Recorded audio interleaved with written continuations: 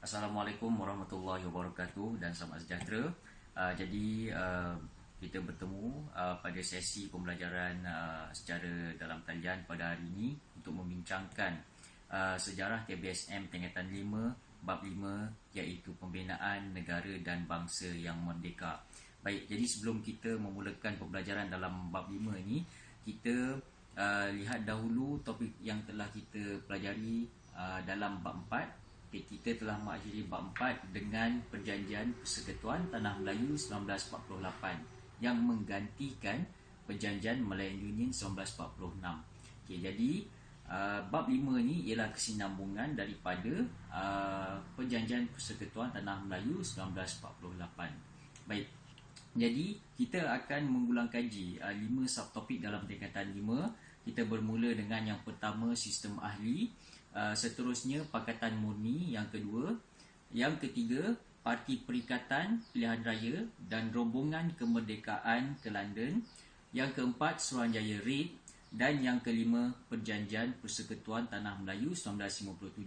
Kita akhiri pembelajaran kita dengan peranan 3 orang tokoh kemerdekaan, iaitu Tun Abdul Razak Hussein, Tun H. Hasley dan Tun V.T. Sambanten. Baik, jadi tanpa membuang masa, ingin saya mengingatkan, dalam video saya akan fokus kepada teknik mengingat. Jadi video ini bukanlah satu video ulang kaji yang lengkap untuk sejarah bab 5 tingkatan 5, tetapi lebih kepada satu overview ataupun ulang kaji secara pantas bagi membolehkan pelajar-pelajar calon-calon SPM memahami bab 5 secara keseluruhannya. Dan sambil itu para pelajar boleh cuba mengingat fakta-fakta yang saya bentangkan dalam sesi pembelajaran kali ini. Baik, yang pertama, sistem ahli. Apakah itu sistem ahli?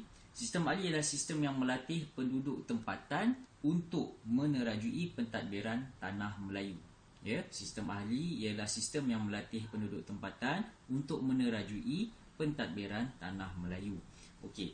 Jadi apakah dia ciri-ciri sistem ahli?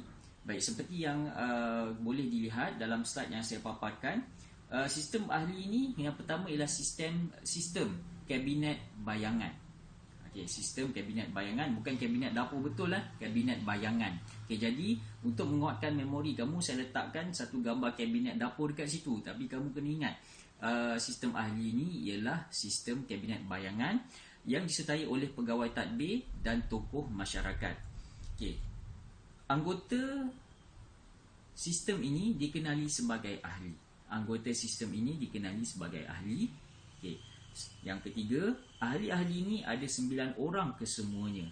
Dan yang keempat, mereka ini diketuai oleh Pesuruhjaya Tinggi British. Baik. Jadi saya ulang semula ciri-ciri sistem ahli. Yang pertama, ingat perkataan kabinet. Sistem ahli ialah satu kabinet bayangan yang terdiri daripada pegawai tadbir dan tokoh masyarakat. Yang kedua, sistem ahli ini anggotanya dikenali sebagai ahli. Okey, yang ketiga, ahli ini ada 9 orang semuanya. Nampak saya letakkan nombor 9 di situ. Dan mereka ini diketuai oleh Pesuruhjaya Tinggi British. Baik, selesai sistem ahli. Seterusnya, kita akan melihat kepada yang boleh dilihat pada slide, Pakatan Murni. Okay, apa itu Pakatan Murni? Saya letakkan satu gambar tangan berjabat. Okay. Pakatan Murni ialah usaha semua kaum di tanah Melayu menghasilkan kerjasama politik melalui rundingan. Okay. Usaha semua kaum di tanah Melayu menghasilkan kerjasama politik melalui rundingan. Jadi itulah definisi Pakatan Murni. Definisi ini sangat penting untuk kamu ingat. So, semua calon-calon SPM terutamanya untuk ingat menjelang SPM nanti. Okey.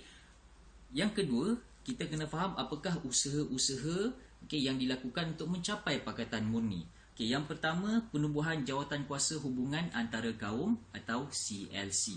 Ya, penubuhan jawatan kuasa hubungan antara kaum ataupun CLC. Okey, seterusnya, pembukaan keahlian UMNO kepada bukan Melayu. Ini ialah usaha oleh Dato' Wan Jaafar. Okay.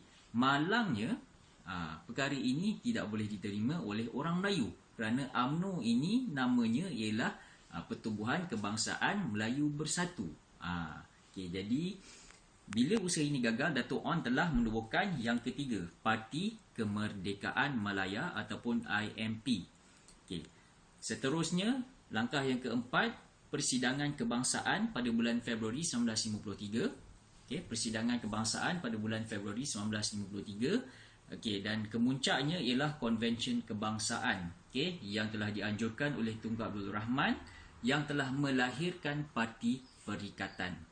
Okay, jadi kalau kita lihat sebenarnya ada 6 langkah. Ada 5 langkah yang membawa kepada penubuhan Parti Perikatan. Parti Perikatan ni ialah kemuncak kepada Pakatan Murni. Sebab apa? Parti Perikatan ini ialah tanda kejayaan semua kaum di tanah Melayu pada waktu itu, yang utama iaitu kaum Melayu, kaum Cina dan kaum India bersatu. Okay. Jadi dekat sini saya ada letakkan satu tips untuk calon-calon SPM mengingat langkah-langkah yang terlibat dalam mencapai Pakatan Murni. Okay. Iaitu Cai Lun, usik mak, ingat mak pergi England, kutip orang putih. Okay, jadi nampak macam tak logik, tapi saya telah highlight dengan warna merah huruf-huruf, okay, yang merujuk kepada langkah-langkah Pakatan Murni itu sendiri. Kita tengok yang pertama, Cai Lun. Okay, Cai Lun tu merujuk kepada CLC, iaitu penubuhan CLC. Okay, usik mak, UM, merujuk kepada UMNO. Kita tengok langkah kedua dalam Pakatan Murni, iaitu membuka keahlian UMNO kepada orang bukan Melayu. Okay, seterusnya, ingat mak, IM, penubuhan Parti Kemerdekaan Malaya ataupun IMP. Pergi England, PE, Persidangan Kebangsaan, langkah yang keempat. Okay, kutip orang, KO, Konvensyen Kebangsaan. Okay, dan akhir sekali, putih itu, P itu merujuk kepada tertubuhnya Parti Perikatan, iaitu kemuncak kepada Pakatan Murni. Okay, selesai bahagian yang kedua, iaitu Pakatan Murni. Baik, kita lihat bahagian yang ketiga. Selepas Konvensyen Kebangsaan dan tertubuhnya Parti Perikatan, maka langkah seterusnya yang dilakukan oleh Parti Perikatan ialah menyertai pilihan raya. Okay. Dan dalam pilihan raya ini, Parti Perikatan telah menang besar, iaitu pada tahun 1955 mereka menyertai pilihan raya Majlis Perundangan Persekutuan, okay, yang telah menyaksikan Parti Perikatan memenangi 51 daripada 52 kerusi yang dipertandingkan. Jadi apabila mereka menang besar, mereka mempunyai keyakinan untuk pergi ke London dan berunding dengan British untuk mencapai kemerdekaan. Okay. Maka pada tahun 1956, Tunku Abdul Rahman telah mengetuai rombongan kemerdekaan ke London untuk memohon kepada British agar tanah Melayu diberikan kemerdekaan. Okay. Jadi selingan di sini berkenaan dengan Parti Perikatan, saya ingin mengajak calon-calon memahami perkataan manifesto. Okay, saya berikan satu contoh soalan di sini. Apakah manifesto Parti Perikatan dalam pilihan raya umum pilihan raya Majlis Perundangan Persekutuan MPP tahun 1955? Apakah manifesto Parti Perikatan dalam pilihan raya Majlis Perundangan Persekutuan MPP 1955? Manifesto ni ialah janji yang hendak ditunaikan. Inilah dia, kalau setiap kali pilihan raya, ahli-ahli politik mesti akan mencanai bermacam-macam janji bulan dan bintang. Jadi apakah janji yang cuba ditunaikan oleh Parti Perikatan pada tahun 1955? Yang pertama saya letakkan di situ nombor 4. Mereka berjanji untuk mencapai kemerdekaan dalam tempoh 4 tahun. Okay, yang kedua, saya letakkan gambar buku. Mereka ingin mewajibkan pendidikan kepada rakyat tanah Melayu. Okay, kemudian yang ketiga, saya letak dekat situ gambar yang Tuan Agong. Okay, mereka hendak menjaga hak Raja Melayu. Dan yang keempat, saya tidak wakilkan dengan apa-apa gambar dalam slide di atas, iaitu mereka ingin memperjuangkan hak asasi manusia. Kita dah selesai 3 bahagian dalam bab 5 tingkatan 5 sejarah KBSM, iaitu pembinaan negara dan bangsa yang merdeka. Kita pergi ke bahagian yang keempat. Dah nak habis ni, sekejap saja lagi. Okay. Pada bahagian yang keempat, kita nak tahu apakah itu Suruhanjaya Red. Saya ulang sekali lagi, Suruhanjaya Red. Okay, Suruhanjaya ini tugasnya ialah untuk merangka perlembagaan. Persekutuan Tanah Melayu yang Merdeka. Okey, Suruhanjaya REIT ditubuhkan bertujuan untuk merangka atau membuat perlembagaan Persekutuan Tanah Melayu yang Merdeka. Kita nak memerintah negara, para pelajar sekalian, kena ada perlembagaan. Perlembagaan ni macam buku panduan.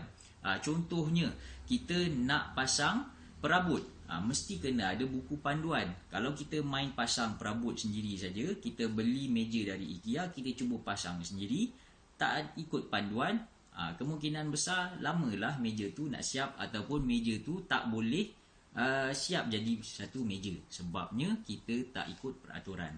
Jadi perlembagaan ni senang cerita ialah peraturan untuk mentadbir sesebuah negara. Sangat penting untuk sesebuah negara tu ada perlembagaan. Inilah dia tugas Suruhanjaya REIT. Okey, jadi Suruhanjaya REIT ni telah menjadikan beberapa isu sebagai panduan untuk mereka membuat perlembagaan Persekutuan Tanah Melayu yang pertama. Okey, yang pertama mereka membincangkan tentang penubuhan satu kerajaan persekutuan yang kuat. Sebab itu saya letakkan di atas sekali tu ialah gambar Putrajaya, pusat pentadbiran kerajaan persekutuan kita, supaya calon-calon SPM semua boleh ingat perkataan persekutuan. Okay, kemudian yang kedua, kuasa autonomi kepada negeri-negeri. Saya letak dekat situ tombol gear automatik kereta. Jangan ingat gear automatik. Saya nak calon-calon semua ingat perkataan auto. Bukan automatik, autonomi. Okay, apa dia autonomi? Saya telah tuliskan di bawah tu, kebebasan membuat sesuatu pilihan atau pertimbangan. Jadi yang kedua, Suruhanjaya REIT ni membincangkan isu tentang pemberian kuasa autonomi atau kebebasan kepada negeri-negeri membuat keputusan. Okay, seterusnya kedudukan Raja-Raja Melayu. Sebab tu bawah dia tu saya letak gambar Yang Tuan Agong. Kedudukan Raja-Raja Melayu ni macam mana dalam perlembagaan kita.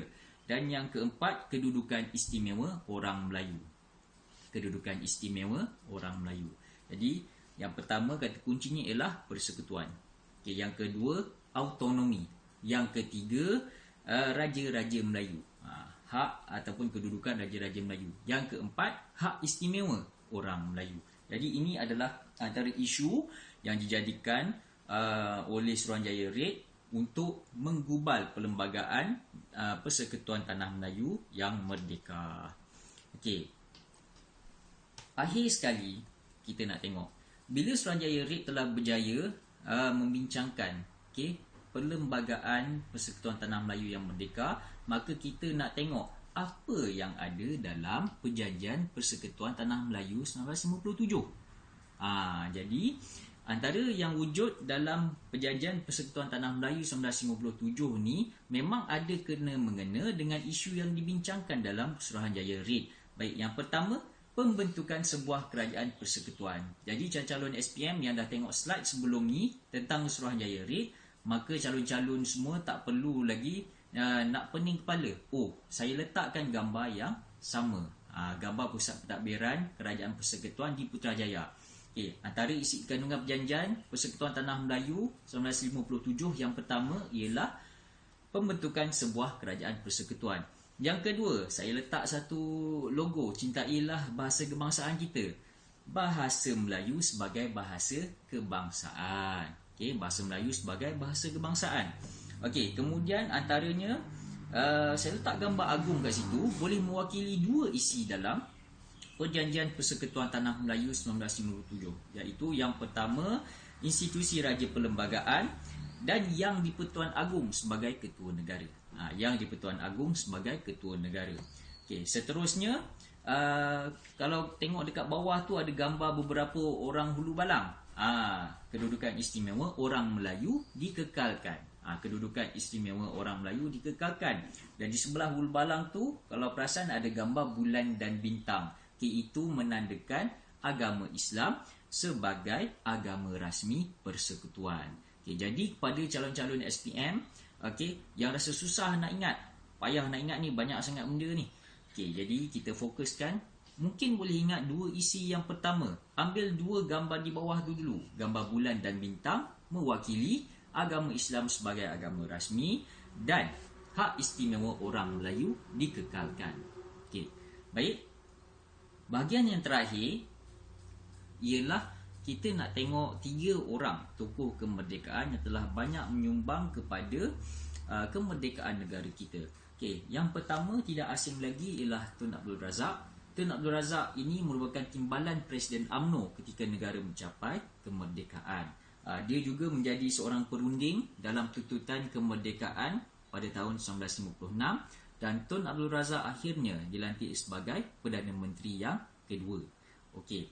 Seterusnya Tun H. Chesley, beliau merupakan seorang tokoh MCA ataupun Persatuan Cina Malaya, MCA, sekarang ni Persatuan Cina Malaysia, memulakan kerjasama UMNO, MIC dan MCA, dan seterusnya dia mencetuskan idea nak tubuhkan Parti Perikatan. Okay, dan dia akhirnya dilantik sebagai Menteri Kewangan Persekutuan Tanah Melayu yang pertama. Okay, individu yang ketiga, pejuang yang ketiga ialah Tun V.T. Sambanten, iaitu Presiden MIC. Tun V.T. Sambanten ni sangat menyokong dasar kerjasama semua kaum sebagai tonggak kemerdekaan, dan Tun V.T. Sambanten juga telah menggalakkan masyarakat India supaya menyokong kerajaan dan memberi kesetiaan kepada negara. Baik, rumusannya dalam bab 5 ni kita telah belajar proses negara kita untuk mencapai kemerdekaan, secara spesifiknya Tanah Melayu. Kita belum masuk Malaysia lagi, baru Persekutuan Tanah Melayu. Kita mulakan dengan yang pertama, sistem ahli, yang kedua, Pakatan Murni, yang ketiga, Parti Perikatan, Pilihan Raya dan Rombongan Kemerdekaan, yang keempat, Suruhanjaya RAID, dan yang kelima, isi kandungan Perjanjian Persekutuan Tanah Melayu 1957. Sekian sahaja daripada saya. Kita jumpa lagi dalam pembentangan bab 6. Terima kasih.